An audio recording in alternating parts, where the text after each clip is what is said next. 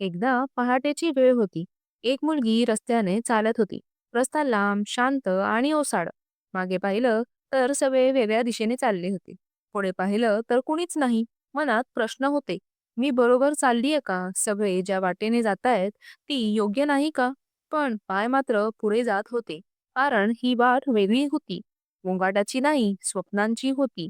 ती वाट जिथे टाळ्या नव्हत्या, फक्त शांत संघर्ष होता. तिला असं वाटत होतं, एकटेपणा कधी-कधी भीती दाखवतो, पण तोच माणसाला घडवतो. कोणी मार्ग दाखवत नाही, म्हणून स्वतः दिशा शोधावी लागते. प्रत्येक पाऊल स्वतःशीच लढत टाकलेलं असतं. कधी वाट थकवते, कधी मन डगमगतं, पण त्या एकटी चालणाऱ्या वाटेवरच खरं आत्मबळ सापडतं. आणि हळूहळू जाणवतं, मी एकटी नाहीये, माझ्या स्वप्नांसोबत चालतीये. म्हणून या गोष्टीतल्या मुलीकडनं एक खूप महत्वाचं शिकायला मिळतं ते म्हणजे यशाच्या वाटा नेहमी गर्दीत नसतात. ज्या वाटेवर तू एकटी चालत आहेस, ती वाट एक दिवस लोकांना दिशा दाखवेल. तू एकटी चालत राहा, पण थांबू नकोस.